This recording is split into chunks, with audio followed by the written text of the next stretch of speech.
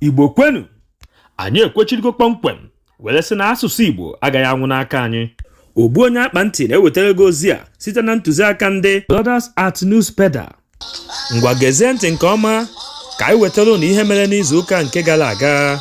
Onye amụma ụka a na-akpọ Joshua Ijila ekwuola sị na Peter Obi na Atiku etosighị ịga n'ụlọ ikpe nke dị elu maka na ha agaghị ekpeta ọnụ ha. Ijila kwuru sị na Chukwu nke bi n'eluigwe gwara ya nwa na o nweghị ihe Atiku na Peter Obi ga-ekpete na ya nwabụ ikpe, na ọ bụ sọ naanị Chukwu bụ onye nwere ikike ịnapụ ma chụpụ Tinubu n'ọkwa oche nke ọ nọ. Ya bụ onye amụma Joshua kwukwazịrị sị na Atiku na Peter Obi ga-akwadobe maka ntụnyeaka nke aha anọ nke na-abịa n'iru ma rapụ ịdị na-egbu oge ha n'ụlọ ikpe nke kasị elu. O kwukwazịrị sị na ndị PDP nakwa ndị Labour Party ga-akpakọ isi ha ọnụ maka na oge na-adịghị anya na ọmbrela nke PDP ga-atụpụsi ma hiwe mmiri. Ndị mmadụ ese na Labour Party ga-agbaghachi onwe ha azụ. Ọ sịrị ha na ha gba mbọ nọkọ ọnụ dịka ofu otu, na ọ bụ sọ naanị ụzọ dị otu ahụ ka ha abụọ ga-enwe ike ịnapụ Tinubu na APC ọkwa nke ha ji n'ahọ 2027 na-abịa n'ilu.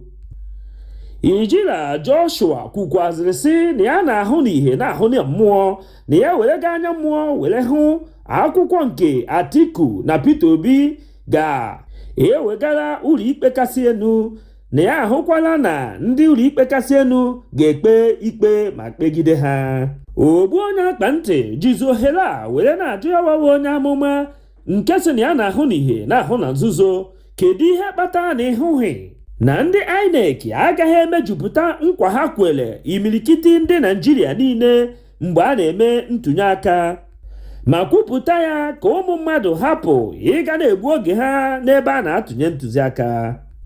Echere m na akwụkwọ nsọ nke ọkpanaka kwuru sị na irube isi ka ịchụ aja mma.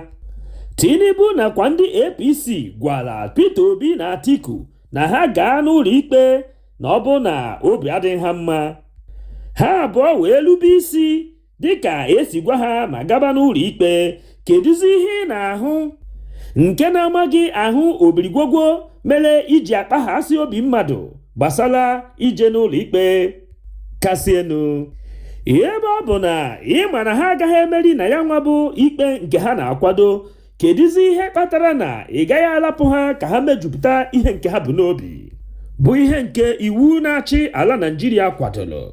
Na-egbughị unu oge ọbụla, ngwa kirizie ya nwa amadi ka ịnụ n'ọnụ ya ka o si kwuo ya. I open prophetically the way forward. I thank God for the great fight from His Excellency Alhaji Atiku and our great man Peter Obi. They are wonderful men. They have proving that, look, we can wrestle. I'm just telling you as a prophet what I see. If you go to Supreme Court, after everything, you are still going to get the same thing that you have now. That's it. I know you will attack me, but I'm telling you before you go. If I were you, I will spend time putting my party in order, preparing for 2020 what? 7. And hear me, until this party, PDP, Labour Party, understand collaboration, as long as you are divided, I can tell you the result that you will get in 2027. I can tell you, as long as you are divided. Abuse me. I'm talking to you now. I'm not even talking about Supreme Court. I'm talking about 2027. If you don't put your house in order, the umbrella can tear, and Papa and Mama can turn their back. I speak to you, attack me. I don't want to be popular, but I want to tell you truth. And what is the truth? If you can stay and put your house in order, then you are prepared. But now, should you not go for your mandate? Go and fight. But I am telling you, there's nothing new that will come out of it. It's the same result you get now that you will get. Are you trying to preempt the result? No. I'm trying to tell you what I have seen. I'm not talking from legal perspective. I'm talking from spiritual perspective. I entered the future. I saw the evidence you brought, and I saw the judgment, and I still see even more serious interpretation than what you have. What is today's date? Write it down so that when the result comes out, you know. So, what is my advice? Spend time coming together. I'm not supposed to give you this expo, but I'm giving you. I've said this, the only person that can remove the person there is God.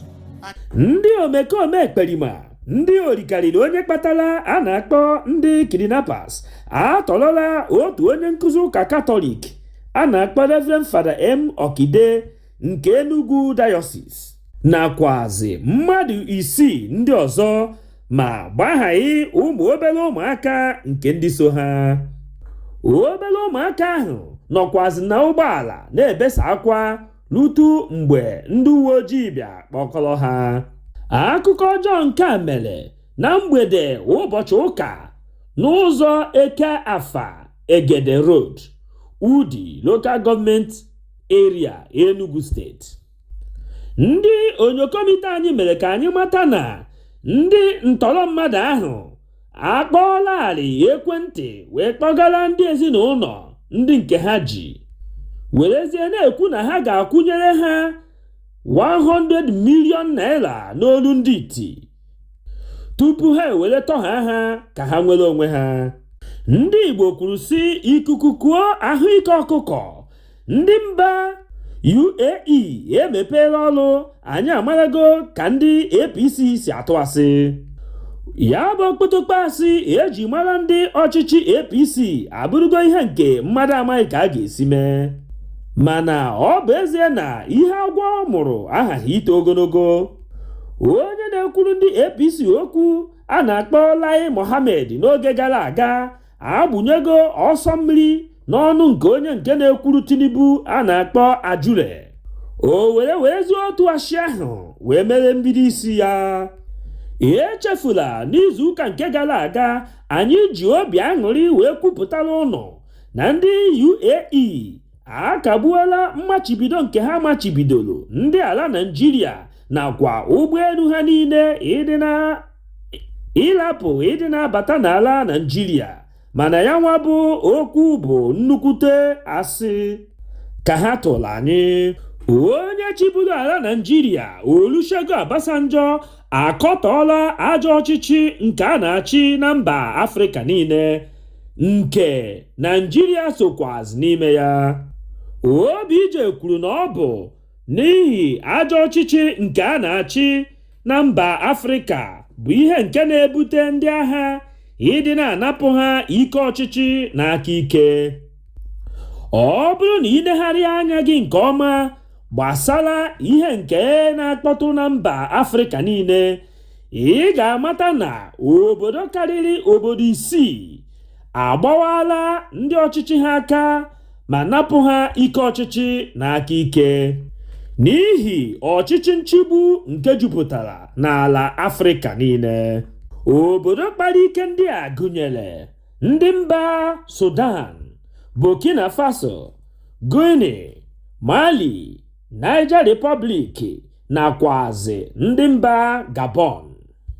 Ọ bụkwazi ihe ndị a niile mere Obije ji wee lụtụ ha aka oge ọ na-agwa ndị igwe ntorobịa bụ ndị nke bịara n'ebe ọ na-ekwu okwu n'ọba akwụkwọ ya nke dị na Ogun steeti Abeokuta.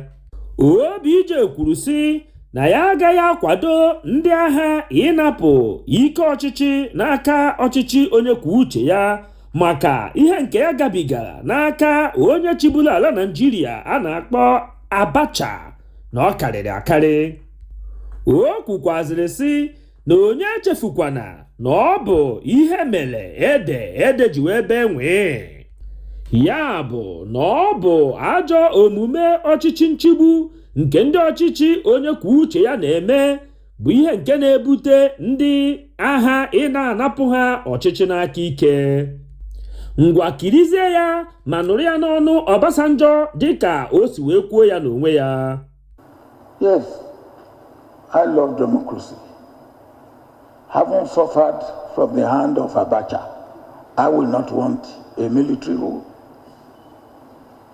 Yes, but if it has to come, what can I do? I just say, okay.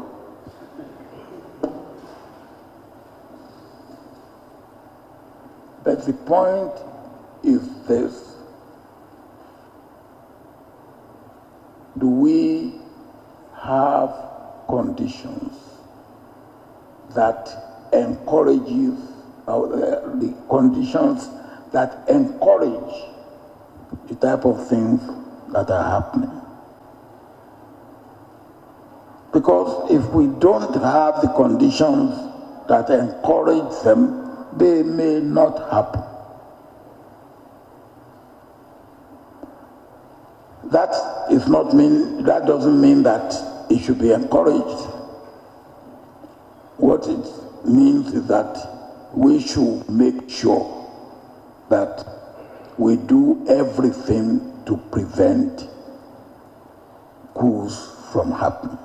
Akachibula Anambra steeti Peter Obi kwuru sị na Naịjirịa etiela ukwu n'ala n'ihe gbasara mmepe na ndozi obodo nke mpaghara Niger Delta nakwazi Bayelsa steeti, n'agbanyeghị mmanụ crude nke achọpụta n'ebe ahụ kamgbe 17 gara aga. O kwuru sị na ọ bụ nnukwute ihe ihere gbasara obodo abụọ ndị a maka na aka katọrọ ha n'ike, n'agbanyeghị na ọ bụ ha na-ewepụta nnukwute ego obodo Naịjirịa ji eku ume.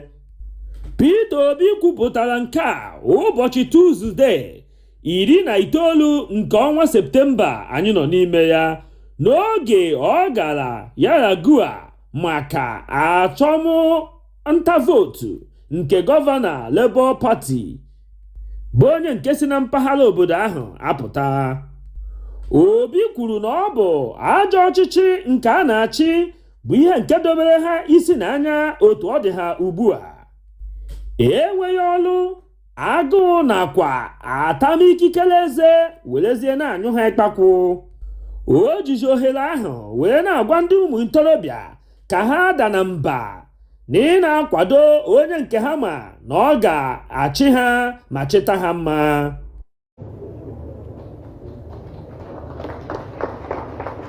What we are lacking in our country today is that we're choosing not to listen. We're choosing not to verify what we're told. Our content started today by telling you, I am this person. This is the person I am. I went to this primary school. I went to this secondary school. I went to this university.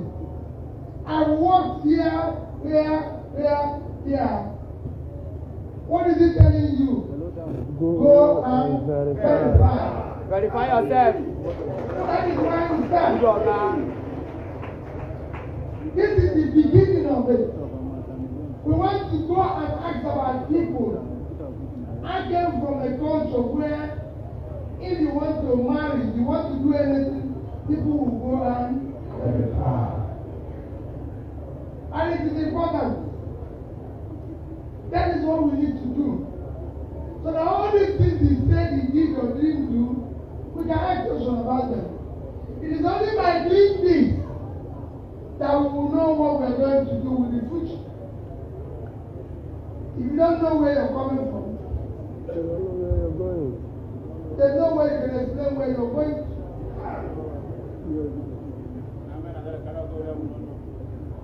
We need to verify where people are coming from. We need to verify what they are telling us. That is what we are lacking in Nigeria today. Look at a state like Bayelsa. We go from Port Harcourt to Bayelsa today.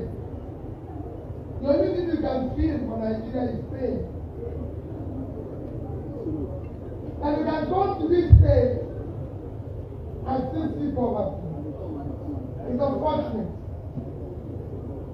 That shows how bad things are in Nigeria. That you can drive into this state without driving to the next road. It's very sad. Nigeria has failed Niger Delta. Nigeria has failed Bayelsa. This is a state where we discovered our first oil. Mmiri amaneghị n'anya n'obodo Kano steeti ebe otu nwoke a na-akpọ Ụma Ayọba bụ onye nke gbara afọ 37 abụrụgo onye nke nwụrụ anwụ n'ime onunu egwutere aka. Nke a mere na mgbede ụbọchị Tuzdee 19 nke ọnwa Septemba anyị nọ n'ime ya. Ọnụ nke na-ekwuru Kano steeti Alhaji Saminu Abdullahi bụ onye mere ka anyị mata ihe mberede nke a. Mere ka anyị mata na akpọkuru onye nke nwụrụ anwụ ka ọ gbatara ha ọsọ enyemaka n'ịgụpụta ọgọdọ nwaanyị gbasara n'ilo nke ikuku tụbanyere n'ime onunu egwuru. Ụma were obiọma ya ma gbakute ha ma rikpunye na ya bụ ime onunu ahụ egwutere aka ka o were wepụta ọgọdọ ahụ nke dakpunyere n'ime ya, mana ikuku ọbụla adịghị n'ime onunu ahụ egwuru, nke ndị oyibo na-akpọ oxygen. Ọ bụ ya mere na okuteghị ume o wee wụrụ onye nwụrụ anwụ. Ogbuonyeakpanti were na-ajụzi kedu ụdị ọgọdọ bụ ihe ahụ nke a ga-eji were duna nwoke mmadụ mmụọ n'ike. Ọgọdọ ahụ a gara ịchịpụta eji ọlaọcha ka ọ bụ ọlaedo ka eji wee kwa ya. Ejizi m ohere a were na-adọ onye ọbụla aka na ntị gbasara ụdị enyemaka nke ị na-enyere ndị mmadụ. Tụlee nke ọma ka ị mara na ọ bụ ihe nke ị ga-emenwu ka ọ bụ nke ị gaghị emenwu, isi ha mba n'udo dị. Ka mkpụrụ obi Ụma zuru ike na ndokwa. Amen.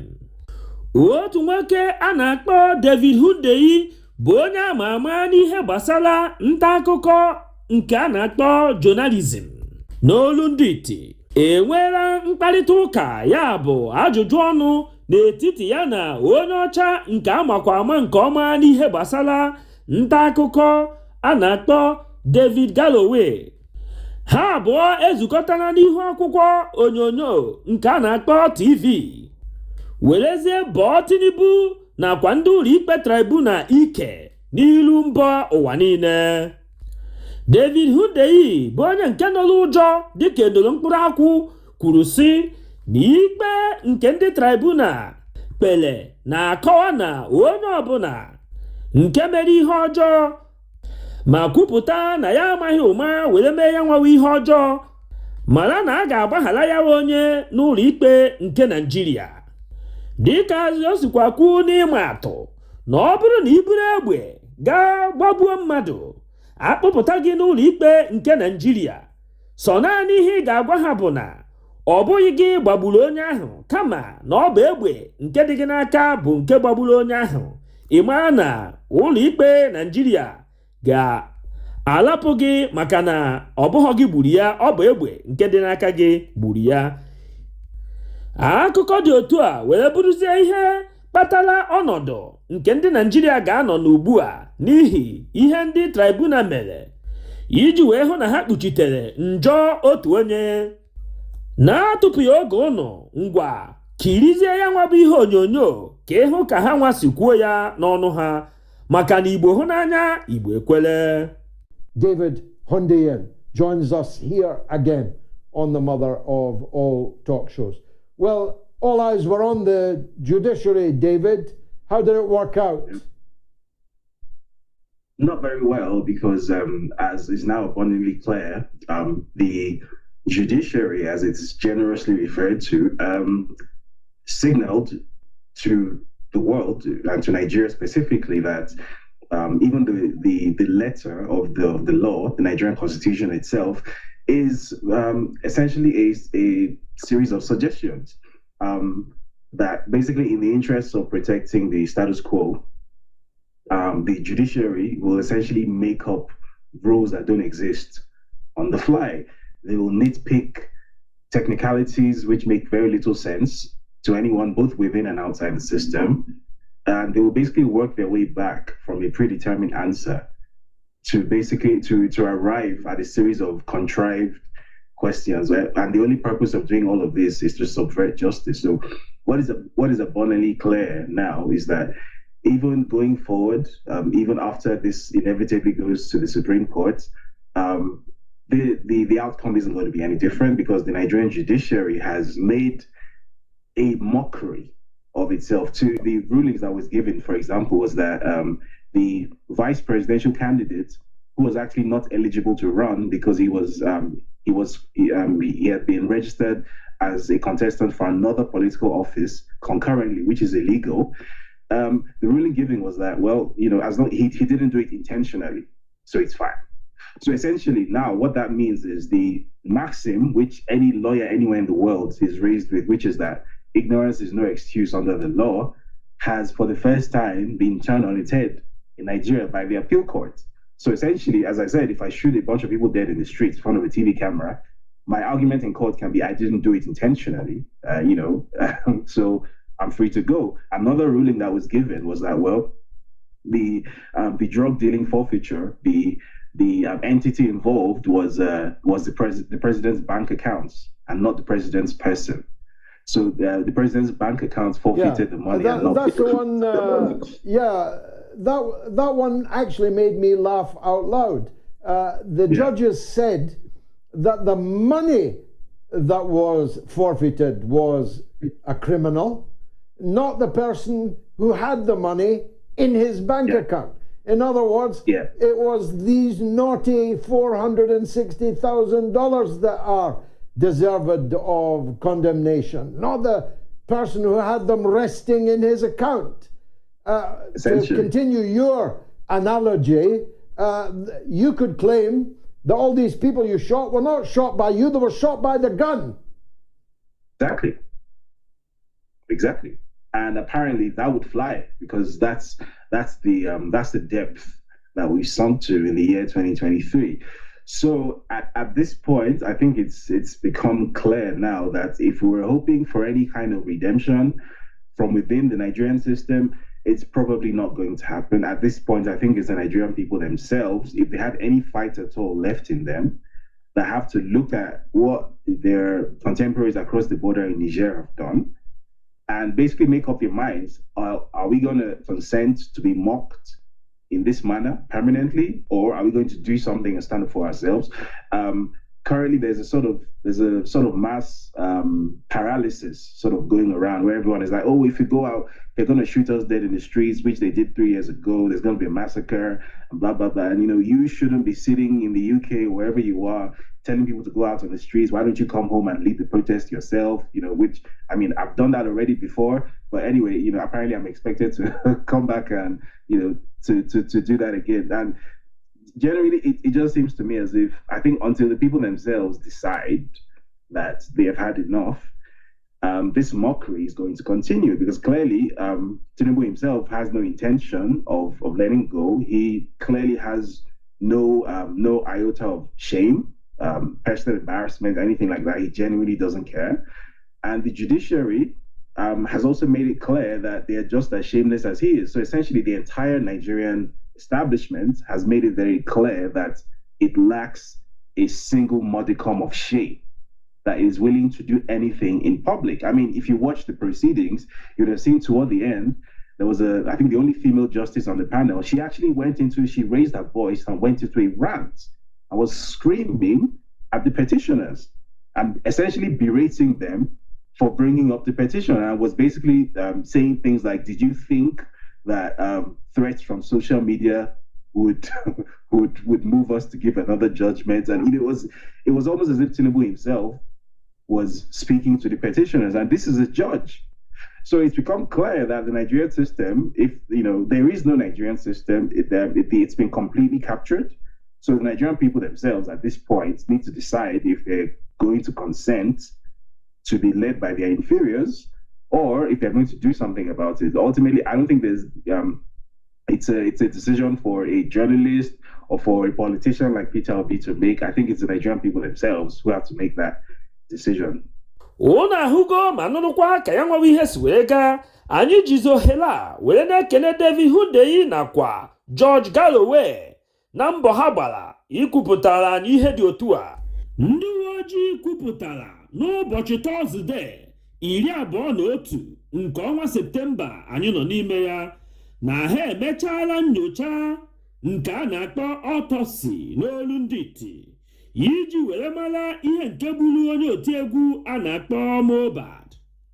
Mohbad bụ onye otiegwu gbara afọ 27. Ọ nwụrụ ụbọchị Tuzdee gara aga. Enwego akụkọ dị iche iche gbasara ndị a na-atụ aka na ha ma anya ihe nke gburu ya bụ nwa amadi. Ndị a na-atụ aka gụnyere ndị uwe ojii nke Naịjirịa, onye otiegwu ibe ya a na-akpọ Naira Marley, Sam Larry, nakwazi ndị ụlọ ọgwụ ebe ọ nọ wee nwụọ. Dịka ndị uwe ojii na-agba mbọ ịchọpụta ihe nke gburu ya nwa bụ onye otiegwu Mohbad, ha akpụrụgo onye nọọsụ nke netere anya tupu o were nwụọ. Ọnwụ nwụchu ma dịka ndị uwe ojii siri kwuo na emechago nnyocha niile etosiri ime n'oge na-adịghị anya na ha ga-ekwupụtakwara mba ụwa niile ka onye ọbụla mara ihe nke gburu ya. Ogbuonyeakpanti jikwazi ohere a wee na-ekene mmadụ niile, ọ kachasị ndị nke na-agba mbọ ịchọpụta ihe nke gburu ya nwa amadi o wee nara mmụọ n'ike. Ejikwazi m otu aka ahụ were na-ayọ ụmụ Naịjirịa niile ka unu rapụ ịda mba ma sikwazi otu a na-emere onye ọbụla nke nwụrụ anwụ n'ụzọ etosighị. A ga na-agba mbọ ịchọpụta ihe nke gburu onye ọbụla nke nwụrụ anwụ ka ihe gburu onye ahụ wee lapụ igbu onye ọzọ. Ọ bụ otu a ka ndị ọcha nke ala bekee si were na-eme ya. Mana ndị Naịjirịa niile na-eji ụka na egwu were na-arapụ ịchọpụta ihe nke gburu nwanne ha. Ọ bụ asụsụ dị otu a lapụnụ ya onye nwụrụ anwụ anwụọla mere ndị mmadụ ji wee na-anwụ ka ọkụkọ. Ọ bụ ya ka ndị Igbo ji kwuo sị na ọ bụrụ na nwata achọbaghị ihe gburu nna ya egbuo ya.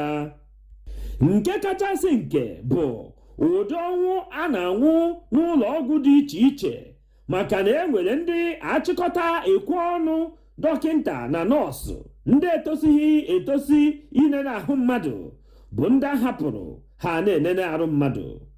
Onye odeakwụkwọ nke ndị gọọmenti etiti a na-akpọ George Akume ekwuola na ncheta nnwere onwe nke Naịjirịa a na-eme kwa ụbọchị mbụ nke ọnwa Ọktoba na nke ahụ agaghị akpa ọkụ n'ọnụ. Ya bụ na nke afọ a ga-adị ka ebe a na-alụ agwụ harazie dị ka ebe a na-echi ọzọ. Akume kwuru sị na onye ọbụla ga-ewere mmemme nnwere onwe nke Naịjirịa nke afọ a were chee echiche banyere ịdị n'otu nke ụmụ Naịjirịa niile nakwazi ịga n'iru. Mana ya nwawa Akume kwusiri okwu niile nke o kwuru. O kwupụtara ndị mmadụ ihe nke kpatara na gọọmenti etiti agaghị eme mmemme nnwere onwe nke afọ a ka ọ daa ụda. Mana ọ bụrụ na okwugoduhi anyị ma, Ogbuonyeakpanti werezi ohere a na-ajụgụ sị onye be ya na-agba ọkụ ọ na-achụdo oke. Ekwe na-ada n'isi Tinubu n'ụlọ ikpe nke dị na mba Amerịka. Ogene gbara mkpe na abụọ na-adakwazi ya n'otu isi ahụ n'ụlọ ikpe nke dị n'ala Naịjirịa. Ọ bụrụ na ọ bụ gị mere wuruwuru nke ndị ibe gị na-eme ma nafele, ọ bịazie na nke gị ya nwawa ihe were tọọ kee ka iru na anya ga-adị gị ime mmemme nnwere onwe nke Naịjirịa. Ụbọchị niile bụ maka onye oshi, mana otu ụbọchị bụ maka nke onye nwe ụlọ. Okpotokpashi nke a na-akpọ ikpoto abụrụgo njirimara ndị gọọmenti APC. Ekpere nna na ekpere nwa ya bụ ka nwa ya aka ya, mana echere m na ọ bụ ịka n'ihe ọma ka a na-ekpe na ya wee ekpere, amaghịkwu m na ọ bụ n'ihe ọjọọ. Alhaji Lai Mohammed amụtago nwa etobeghị eto ma karịa nna ya ozigbo ozigbo. Onye ka anyị na-ekwu maka ya? Ọ bụ onye nke nọchitere anya Lai Mohammed n'ihe gbasara ịtụ ashị nke a na-akpọ Ajuri Ngale. Ajuri kwuru okwu ụgha n'ụbọchị Wenezdee were sị na Tinubu bụ onye nke mbụ na ndị ọchịchị niile nke mba Afrịka were kụọ mgbịrịmgba imechi ahịa ngwaahịa, ya bụ nke a na-akpọ stock market n'olu ndị iti. Ihe nke a mere na mba Amerịka ebe a na-eme mmemme mmechi azụmahịa nke ndị Nasdaq. Maka ndị nke na-amaghị ihe bụ Nasdaq, ọ bụ National Association of Securities Dealers Automated Quotations. Ha ji isi obodo mba New York wee mere nhibe isi ha. Ha malitere azụmahịa nke a na-akpọ Stock Exchange kamgbe ọnwa Febụwarị dị mkpụrụ ụbọchị 8 n'afọ 1971, ya bụ afọ 52 gara aga. Maka na azụrịta ya nwawa afịa ma lukwe taa. Ọ bụ ya nwa bụ mmemme ka Tinubu gara na mba New York werezie asị were gbajuo ụmụ Naịjirịa afọ. O mechaghị ihe nke karịrị awa 24 Ajule tukporo ụmụ Naịjirịa ashị ebe o kwuru na Tinubu hụrụ agụ anya n'ibu ụzọ were kụọ mgbịrịmgba nke mmechi ahịa stọk. Ya nwa bụ Ajuli jikwazi otu ọnụ ahụ nke o ji wee tụọ ashị na ọ bụ Tinubu bụ onye isi ndị ọchịchị nke mba Afrịka bụ onye nke mbụ kụrụ mgbịrịmgba mmechi ahịa nke stọk. Ọ mapụtakwara ụbọchị Fraịde were kwa otu ọnụ ahụ ma kwugharịkwa na ọ bụghịzi Tinubu bụ onye nke mbụ na ndị ọchịchị Afrịka kụrụ ya nwa bụ mgbịrịmgba mmechi ahịa. O were na-ekwu na ihe nke ya kwuru na ya ekwu ọzọkwu ya na ya werekwana ya ka o si kwuo. Ya bụ na ịtụ asị na-adị ndị APC ka ịlacha ụdara nwenwe n'ọnụ ha. Ụmụ Naịjirịa amaghịkwa ka ndị APC siri kwado na nke ikpeazụ a. Echefukwana na ude asị nke ha tụrụ ka na-ede ebe ha tụrụ asị na mba Dubai akagbuola mmachibido nke ha machibidoro mba Naịjirịa.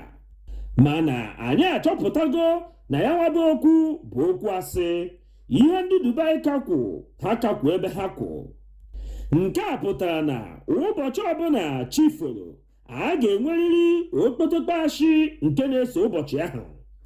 Ọ bụ ihe dị otu a ka anyị ji etisi mkpu ike na anyị amakwa ebe ụgbọ nke ndị APC bụ anyị aga.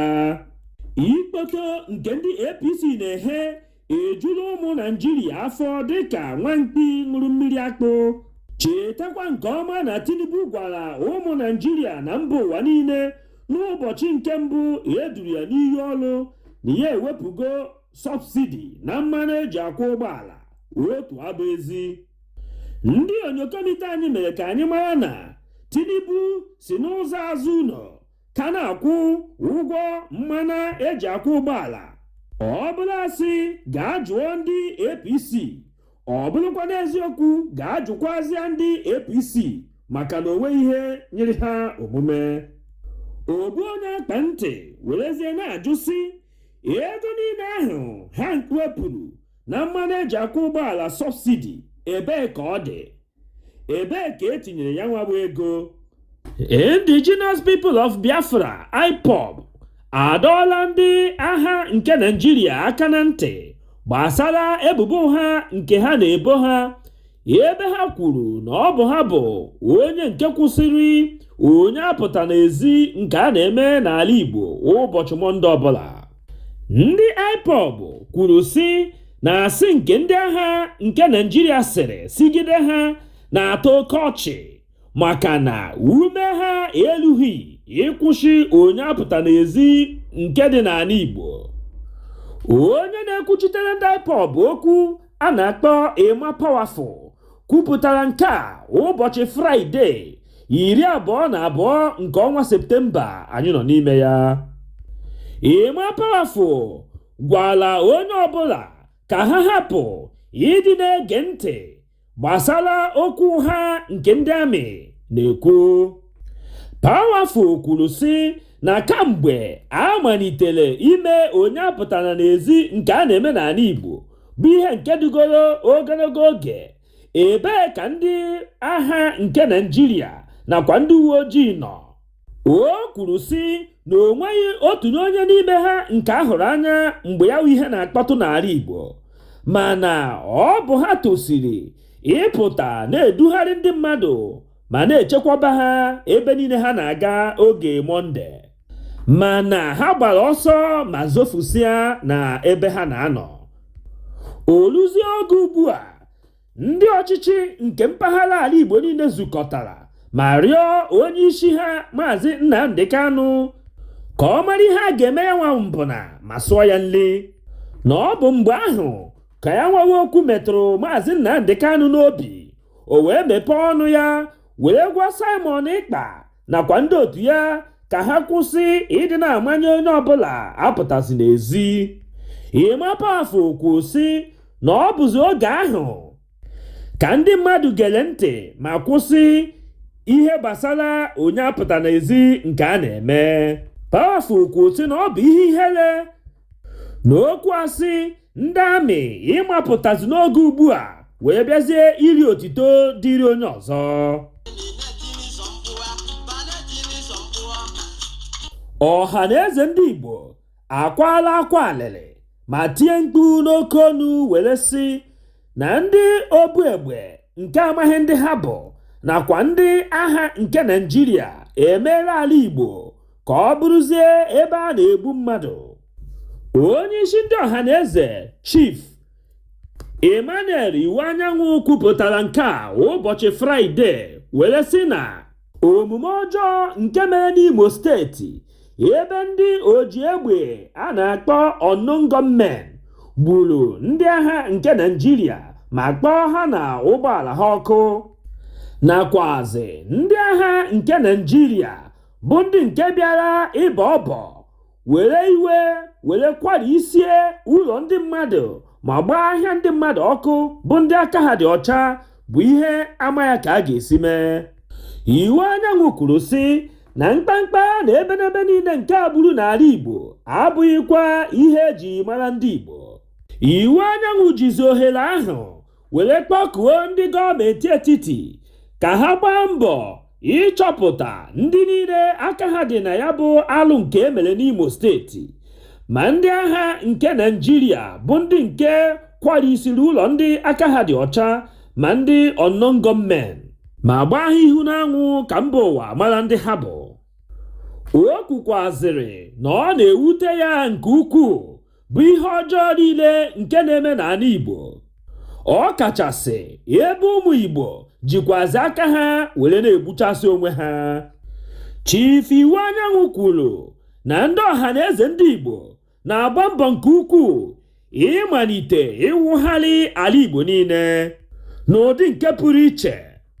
O kwuru na ha ga-ewepụta ụdị ọrụ dị iche iche n'ala Igbo ebe ndị achọghịzị ịgụ akwụkwọ gaba n'iru ga na-alụzi ọrụ, nakwa ebe ndị na-azụ ahịa na ụmụ nwanyị ga na-alụ ọrụ.